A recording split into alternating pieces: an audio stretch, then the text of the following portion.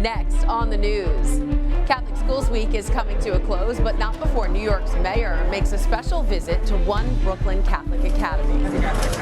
Catholic school education has always been a great foundation for inner city young people to have a real opportunity. Then the deadly strike in Syria. Witnesses recount the U.S. assault that killed a top ISIS leader, evidence that the chaos in the country is continuing. And the Olympics are underway, but controversy is already overshadowing the games. Vladimir Putin and Xi Jinping calling for a halt to NATO expansion before the opening ceremony. And Pope Francis and Egypt's Grand Imam marked the Day of Human Fraternity with a video message calling for unity. I'm Christine Persichetti. This special edition of Currents News starts right now.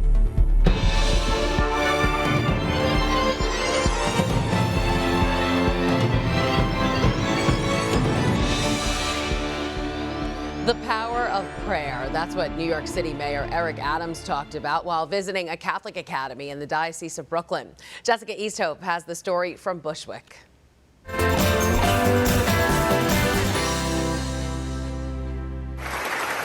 Mayor Eric Adams looked out onto an auditorium of Catholic school students and said he's just like them, a kid born and raised in Brooklyn with big dreams. I remember watching the borough and the city and hoping that one day I could do something that would make my mother proud of me.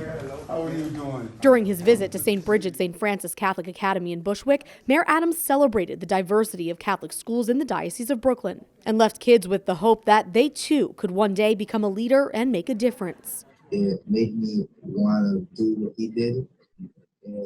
It was really inspirational. But the mayor said the most important part of their Catholic education is how the power of prayer can shape their futures. When you pray, you start to believing in what's possible. And our students hear that the mayor of New York City also prays. I think that was, wonderful. Mayor Adams' visit comes a day after his meeting with President Joe Biden on how to combat the violent crime plaguing the streets of New York City. That means talk about violence and how we are not going to allow violence to be part of our lives. Before leaving, Mayor Adams said he hung out with some of the best Catholic school students the city has to offer. In Bushwick, Jessica Easthope, Currents News. That presidential visit between President Biden and Mayor Adams is being called a safety summit. The mission, stopping gun violence following a spike in shootings and the murder of 2 police officers. But how do we keep our cities safe from gun violence without being tough on crime? Here's Jessica again with a look at their plan. In just January alone, 24 police officers were shot in New York City. But the deaths of 2 of them, detectives Jason Rivera and Wilbert Mora, are shedding light on how rampant violent crime in the Big Apple has become.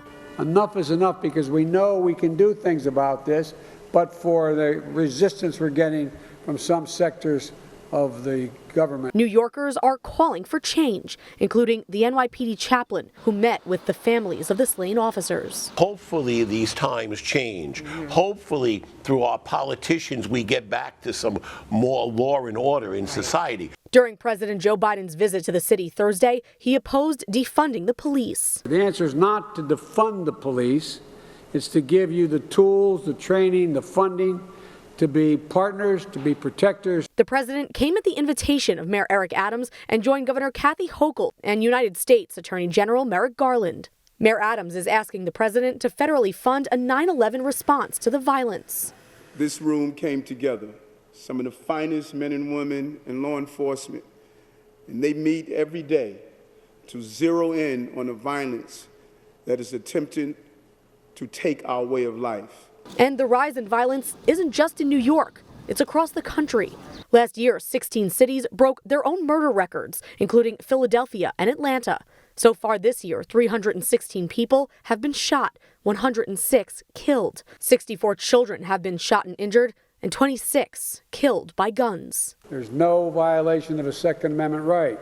We talk like there's no amendment that's absolute. With midterm elections coming up, the country is keeping a close eye on the president's response. He's facing a balancing act of getting guns off the street, but also keeping his promise of police reform. Jessica Easthope, Currents News. Let's take a closer look at the specifics of President Biden's plan to curb violent crime. It includes 5 core elements. First is to stem the flow of guns, known as the Iron Pipeline, provide more federal support for law enforcement, invest in community initiatives, expand summer programs and employment opportunities for teenagers and young adults, and help former convicts successfully re-enter their communities. It's been difficult for police officers all over the country. 2 officer funerals in less than a week in New York, another shot while off duty. And in Virginia, 2 campus officers were killed after getting shot on the job. The dangers of policing, just one of several reasons why departments across the country are facing staffing shortages. Ryan Young went on patrol to learn more. I've never seen the morale so low. I've never seen the rank so low. I've never seen the level of violence that we're seeing now. Basically, we're one bullet away from death and one mistake away from indictment. So less people want to become cops and more cops wanting to leave the job earlier. Durham Police Chief Patrice Andrews routinely patrols her city and knows firsthand the impact of officer shortages. The 911 calls don't stop. So, people are still having emergencies. So the emergencies don't stop.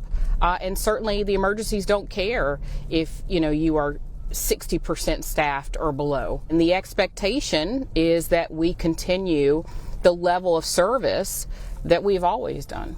Maintaining that level of service is difficult when you're down 90 officers and constantly battling against COVID and negative perceptions of law enforcement, along with low wages. They've got to be able to support their families. We have officers that can't even qualify for apartments because their income doesn't match up with what the apartments require. For decorated officers like newly retired Atlanta police officer Tyrone Dennis, his pay didn't keep up with his career. It would be foolish for me to stay for $48,000 when I have a wife and 3 kids to feed. For $48,000, I can almost, and a family with 3 kids, I can almost qualify for public assistance. In Seattle, 356 of more than 1,300 officers have left the police force over the last 2 years. In Austin, they're short 117 officers, 15% less than what their workforce could be. In Phoenix, 411 officers, 13% of their force. And in Philadelphia, that department is short some 440 officers, and beat officers are feeling the pressure. John McNesby, the president of Philadelphia's police union, says even finding people to apply has never been tougher. Just last week, we had a recruitment assessment. They were invited to come in for the initial assessment. We had 600 people that were invited. Just shy of 200 showed up, and out of those 200, only 26 walked away, moving on to the next step. Despite the challenges, there are still standout recruits who are eager to join the force. I want to be a change in the community. I want to uplift the community and at the same time be a positive role model. The typical police academy takes 8 months to finish, meaning it will take years to fill the open jobs at departments across the country. Police chiefs are wondering who are going to be the cops of the future. And part of that is, how do we train the police differently? How do we select differently? All of those challenges. Departments are trying to be more creative in their recruiting, offering bonuses and traveling the country looking for the next generation of officers. That was Ryan Young reporting. The FBI says intentional killings of law enforcement officers hit a 20-year high last year. Pope Francis is also remembering with gratitude the men and women who maintain law and order at the Vatican. The Holy Father met with Italy's state police and their families on Thursday. The force is responsible for keeping the Pope safe during his pastoral visits and personal excursions throughout Italy. The pontiff offered these words of gratitude to the officers. "I would like to encourage you so that your service, sometimes difficult, is always supported by its fundamental motivation to take care of people, protecting the dignity and safety of each one." The Holy Father received a video message from Egypt's Grand Imam on Friday to commemorate the United Nations International Day of Human Fraternity. One of the most respected and influential authorities in Islam, he expressed hope that the world's races, religions, and leaders will unite in solidarity to help create a better world. The special day is observed on February 4th to mark the signing of the document on human fraternity by Pope Francis and the Grand Imam in 2019. President Biden announced this week that the U.S. killed an ISIS leader in Syria. The air raid happening Wednesday night in the northwestern province of Idlib. New details reveal the building where the mission took place housed 2 families. Eyewitnesses described helicopter gunships hovering overhead for hours, warning people to evacuate the house and surrender. Sources are still unsure how many people were in the building when the strike happened, but at least 13 people are dead, including 6 children.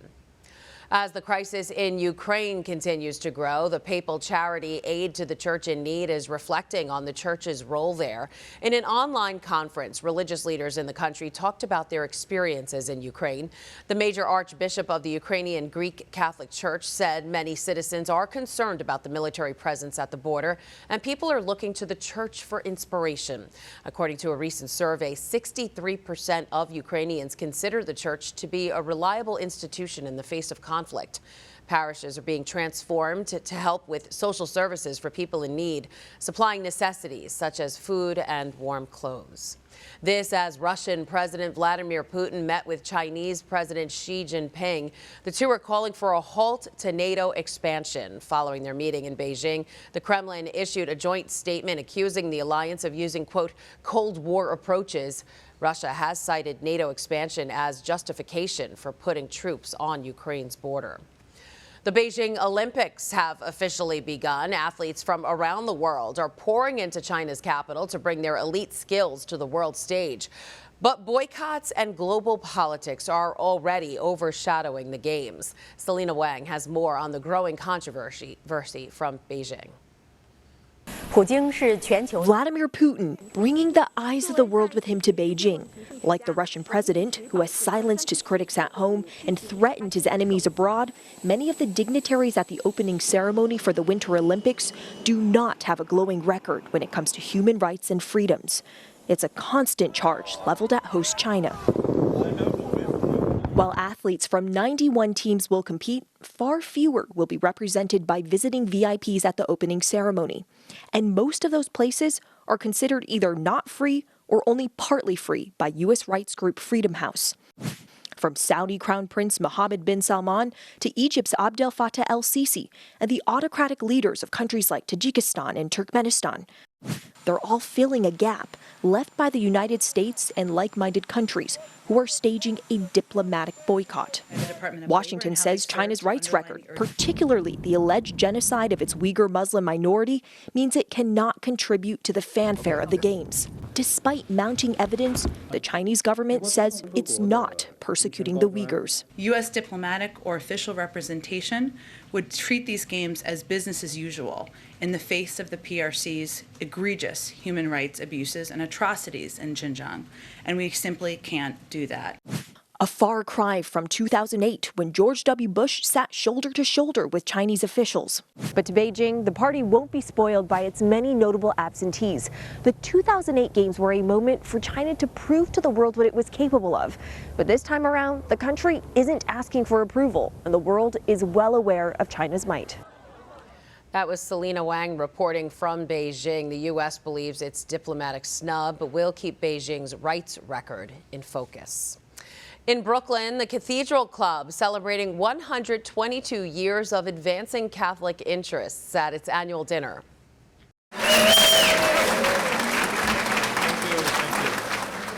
The event raises money for scholarships for Catholic high school students. The Catholic lay organization honored Bishop Emeritus Nicholas DiMarzio Thursday night. Both he and Bishop Robert Brennan, who was the main speaker, received plaques.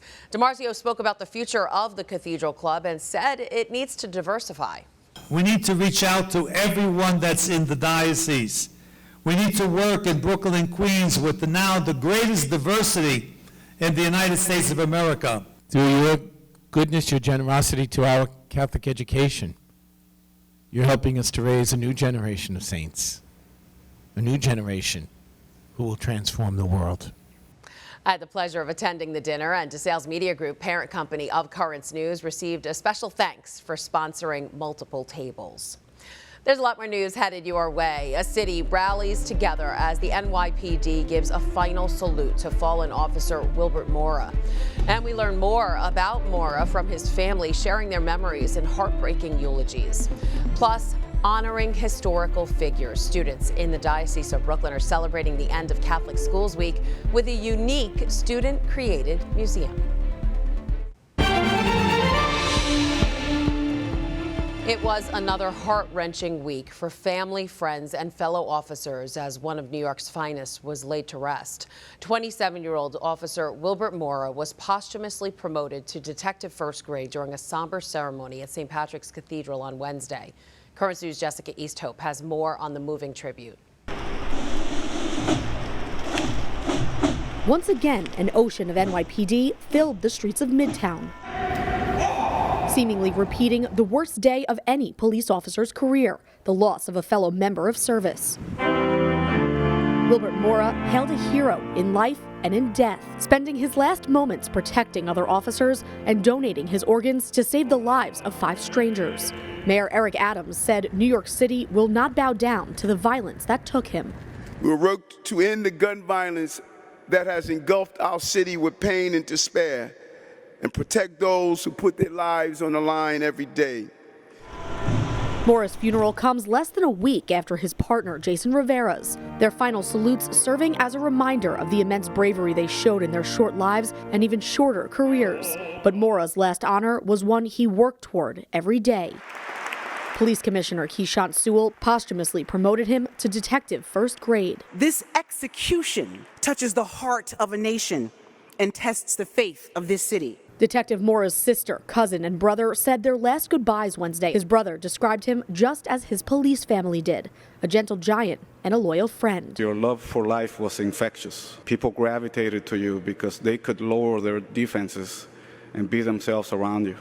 Mora donated 5 organs through Live On New York to people whose lives needed to be saved. Now Diocese of Brooklyn Bishop Robert Brennan says his love for life will live on through them, and that his sacrifice will forever be the light through the darkness. Detective Mora was completely dedicated to the work that he did on the police department, but he connected that to his love of life, his love for other people. Detective Mora will be buried in Woodside, Queens. Jessica Easthope, Currents News. Officer Mora's sister gave a touching and heartfelt eulogy during the Mass, thanking God for having her brother for 27 years. At the same time, Karina Mora spoke out against the system, asking how many more people who are trying to protect New Yorkers need to be lost to violence. Duele saber que 2 jóvenes ejemplares, como el oficial Jason Rivera y Wilbert Mora, nos fueron arrebatados a destiempo. 2 jóvenes que quisieron hacer la diferencia y un cambio en su ciudad con su servicio y su entrega. Ahora solo me pregunto, ¿cuántos Wilbert, cuántos Jason, cuántos oficiales más deberán perder sus vidas para que este sistema cambie? Karina Mora said she constantly feared for her brother's safety while growing up in the Big Apple and later when he joined the NYPD. And as we just heard from Jessica, Officer Mora's brother also remembered the fallen officer during the funeral mass. More now on how Wilson Mora eulogized his brother directly with a heartbreaking goodbye. I just want you to know that I was always proud of you. You chose a life of service to your community and to our adopted country. Your fellow officers were not only co-workers, they were friends and family, and now they're my family. I love you, baby bro, and I will always miss you.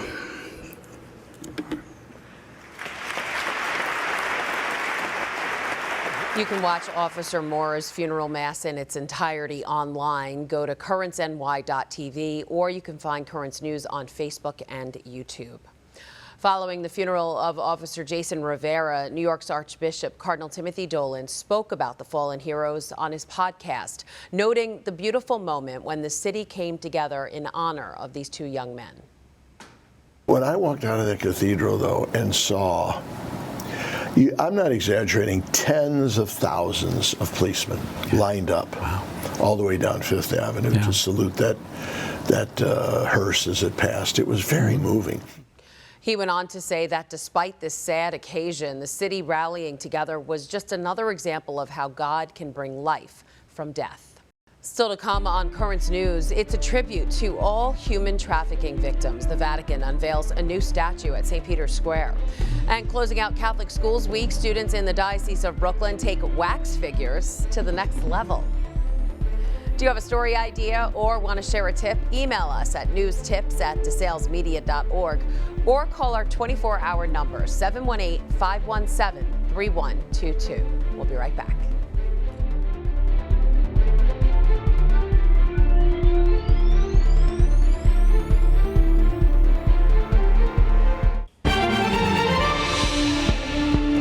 A statue dedicated to human trafficking victims is coming to St. Peter's Square. A statue of St. Josephine Bakhita, the patron saint of human trafficking victims, will be placed there on February 6th. The bronze sculpture depicts the former slave freeing a mass of people from underground. The piece is also being dedicated to all women, especially the religious sisters who work to free women from modern-day slavery. This is the second piece by artist Timothy Schmaltz to be featured at St. Peter's Square. The first was a statue dedicated to migrants. With the Winter Olympics underway, the White House is showing off its Team USA spirit. On the eve of the opening ceremony in Beijing, the Biden administration lit up the White House in red, white, and blue lights, honoring all the athletes traveling to China for the games. And despite the country's diplomatic boycott, White House officials say the president is looking forward to cheering on all of the nation's Olympians and Paralympians. So have you ever looked at a wax figure and thought, this looks real? Well, at Our Lady of Mercy Catholic Academy, they are. Hola, me llamo Vita Pena. Yo nací en Argentina. Students at the Forest Hill School put on a live wax museum to end their Catholic Schools Week celebration. Dressed as historical and pop culture icons from Spain and Latin America, the students presented projects complete with props and poster boards with their life accomplishments. The presentations were given in English and Spanish. Teachers say it allowed the kids to dive into history and get passionate about how these figures impacted their world today. It wasn't someone assigned, so they tended to gravitate to what they were interested in. They got to see the real world connections, and they got to understand that Spanish is not just a class that's meant to stay in the classroom. I like talking about to my family members about the person. It's a really creative project, and so like other people can learn about Spanish. Our Lady of Mercy plans to make this annual project a Catholic Schools Week tradition. Next year, the theme will be leaders from around Latin America. That is so cool. And that is it for this special edition of Currents News. I'm Christine Persichetti. Thank you for joining us because we are putting your faith in the news. And we'd like to end this newscast looking toward the future. As Catholic Schools Week winds down, here's how some of the kids and teachers celebrated faith and education. Hope to see you again next time. Well, I'm looking forward to this.